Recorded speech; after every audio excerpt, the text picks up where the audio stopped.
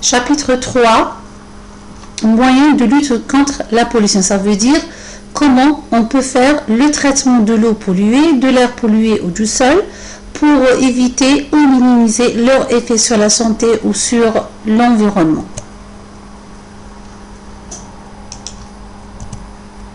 Premièrement, commençons par la lutte contre la pollution de l'eau. Petit a, l'épuration biologique.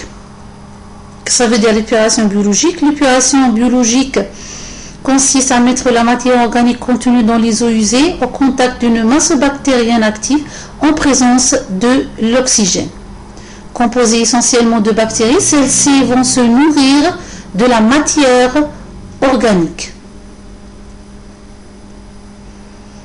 et la dégrader bien sûr. Elle reproduit dans des réacteurs spécifiques un phénomène qui se serait déroulé naturellement dans les rivières. Suivant la technologie utilisée, ces cultures bactériennes peuvent être libres ou fixes. Alors on distingue le premier procédé, l'ébout activé.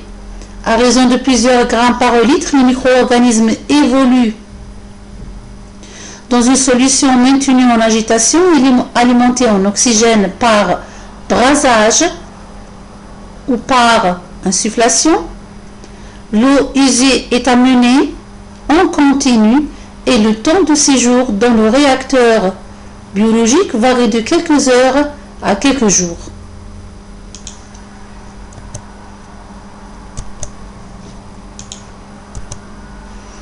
Deuxième procédé, toujours pour les procédés bactériens, vous avez le lit bactérien.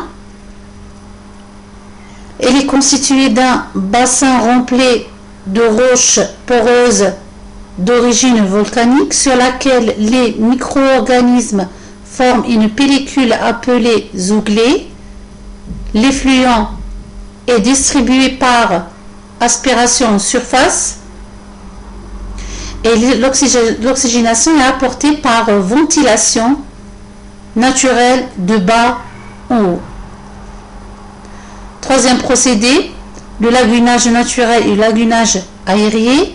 Ces procédés sont bien adaptés à l'assainissement des petites collectivités et se composent de plusieurs bassins successifs rassemblant à des étangs de faible profondeur pour permettre la pénétration de la lumière. La dégradation de la matière organique est assurée par des bactéries et l'oxygénation par photosynthèse algale ou dans le cas du lagunage aéré par des aérateurs flottants. Passons à la biofiltration. Cette technique encore peu répandue utilise comme support un matériau granulaire qui assure d'une part la rétention des matières en suspension par filtration et d'autre part la fixation d'une biomasse épuratoire. L'air est insufflé par le bas. L'eau peut être introduite par courant ascendant ou descendant suivant la technique utilisée.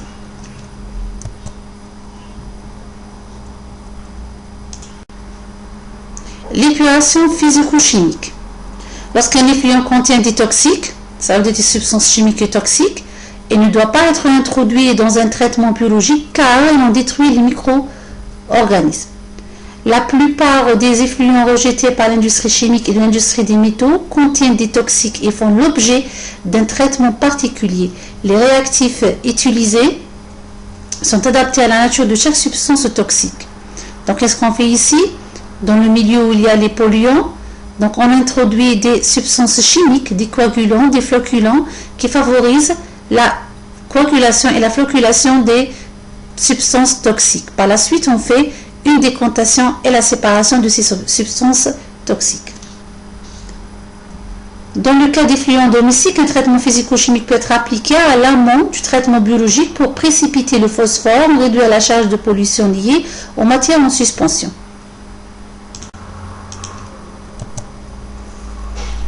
Les différentes étapes de l'épuration. Dans une station d'épuration d'eau, donc l'eau subit plusieurs petits étapes, les pré-traitements et les traitements primaires. Les pré-traitements ont pour objectif d'éliminer les éléments les plus grossiers. Il s'agit des déchets volumineux, des sables et des graisses. Concernant le dégrillage, les eaux usées passent au travers d'une grille dont les barreaux retiennent les matières les plus volumineuses. Pour le dessablage, c'est pour débarrasser les eaux usées des sables et des graviers, et cela par décantation.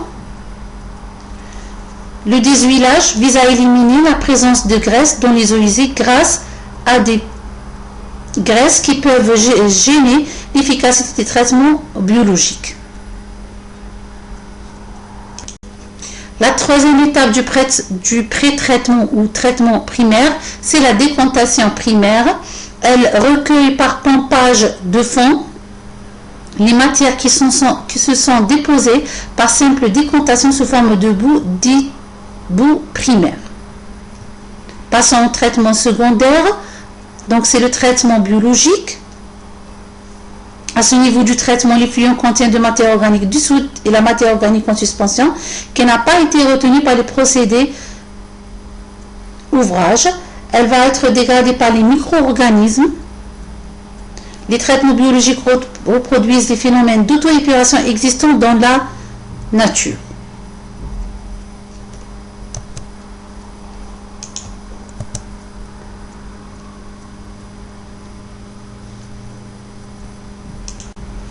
Après le traitement biologique, il est nécessaire de séparer les boues chargées par les bactéries et la matière organique dégradée. Cela se fait dans des décompteurs secondaires, souvent de forme tronconique, comme de décompteurs primaires. Il est alimenté à faible débit pour éviter les turbulences.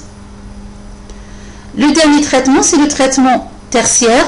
On applique une désinfection qui est assurée le plus souvent par ajout de chlore en sortie de station épuration dans un bassin de contact ou par des traitements aux ultra. On passe maintenant au traitement des effluents atmosphériques. Premièrement, la lutte contre la pollution. Donc, les grandes catégories d'options de traitement gazeux sont les suivants. On a les méthodes d'extraction non destructives. Ça veut dire ici le polluant n'est pas détruit, mais il est transféré d'une phase à une autre, comme la technique d'absorption sur charbon, l'absorption et la condensation. Deuxième type de méthode de traitement des effluents gazeux sont les méthodes destructives. Ce sont des méthodes qui visent à détruire les polluants. Parmi les techniques utilisées, on a le biotraitement, les incinérateurs, l'oxydation catalytique, la réduction thermique et la photosynthèse. Commençons par l'absorption. Cette technique de dépollution consiste à piéger les polluants gazeux par absorption sur un matériau poreux. Le matériau le plus souvent utilisé est le charbon actif. C'est un procédé applicable à de nombreux polluants, mais il est non destructif lorsque le charbon est saturé et doit être remplacé. Deuxième technique, nous avons l'absorption ou le lavage. Il s'agit de procéder à un lavage du gaz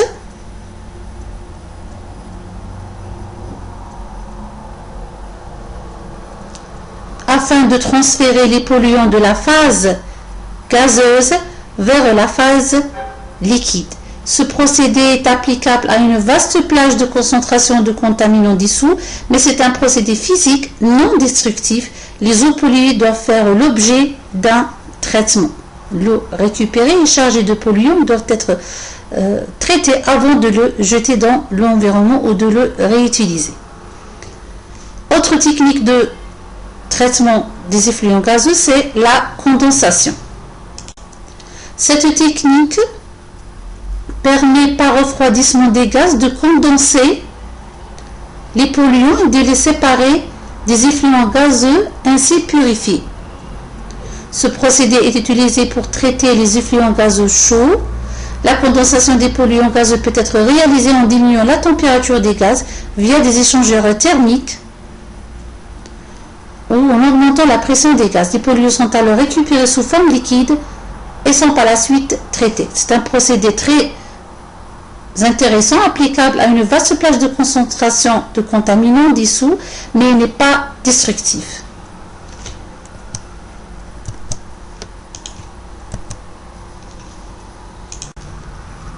Le procédé d'oxydation thermique. L'oxydation thermique classique est une technologie qui consiste à éliminer les composés organiques combustibles via une réaction à haute température en présence d'oxygène. À haute température et en présence d'oxygène. C'est un procédé applicable à une vaste plage de concentration de contaminants organiques, mais l'incinération produit des émissions nocives si elle n'est pas utilisée correctement. Les bioréacteurs. Le but des bioréacteurs est de réaliser un transfert des polluants gazeux vers la phase liquide et de procéder aux réactions de biodégradation. Les bioréacteurs les plus couramment utilisés sont les biofiltres.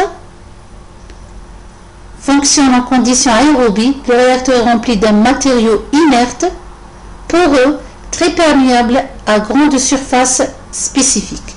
C'est un procédé applicable à de nombreux polluants. Il est destructif, mais il ne permet pas d'atteindre des rendements d'épuration aussi élevés que les traitements thermiques et physiques.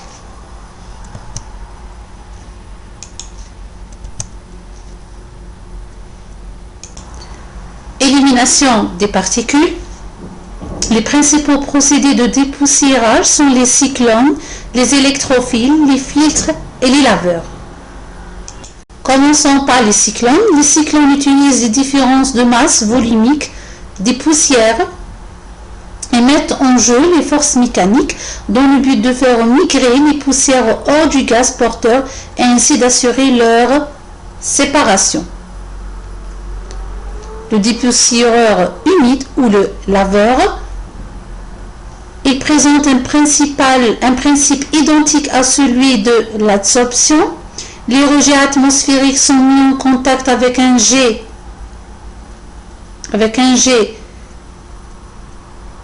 atmosphérique. Les rejets atmosphériques sont mis en contact avec un jet d'eau ou une autre solution afin d'extraire les poussières. Ces poussières se chargent en eau, s'alourdissent et se dirigent vers le collecteur. Les avantages sont principalement le refroidissement des gaz ainsi que l'opération simultanée de neutralisation de certains gaz et d'élimination des poussières.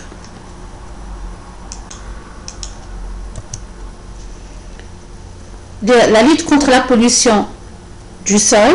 Alors, plusieurs grandes méthodes existent pour extraire tout ou partie des sols d'un sol, partie des polluants d'un sol, ou pour les détruire. Elles dépendent du type de polluant, de nature du terrain, ainsi on peut distinguer les techniques visant à séparer les polluants de la matrice solide, les techniques ayant pour but de stabiliser les polluants et les techniques dans le but de dégrader les polluants.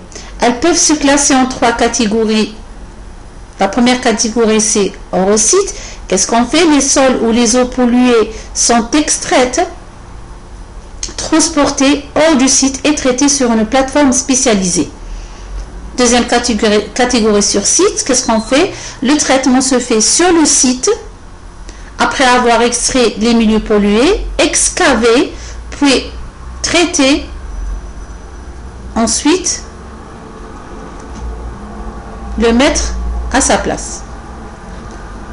Troisième catégorie in situ, c'est le traitement du sol en place. Parmi les techniques de dépollution, certaines visent à immobiliser la pollution, comme on a dit tout à l'heure, d'autres à l'extraire ou la détruire.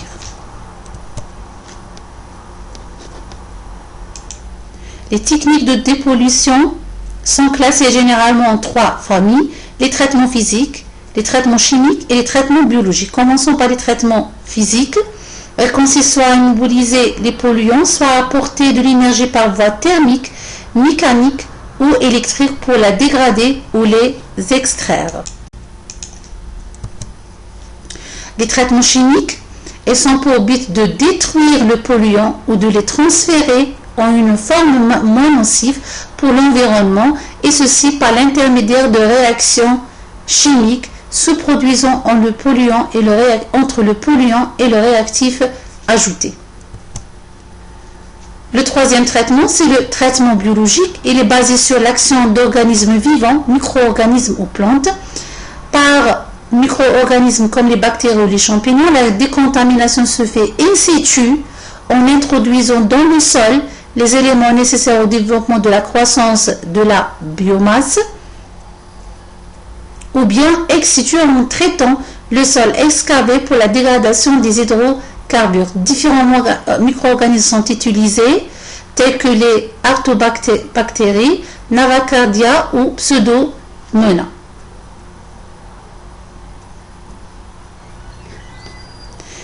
Il s'agit par exemple d'oxydation de réduction.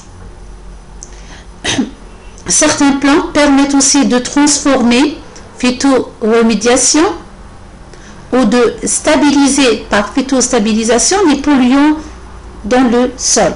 En effet, les racines de celles-ci sont étroitement associées à une flore microflore bactérienne et fongique qui va aider ou faciliter la dégradation des polluants. La phytoremédiation peut être réalisée à l'aide de diverses espèces végétales comme l'avoine, le lupin, le colza, le raie gras.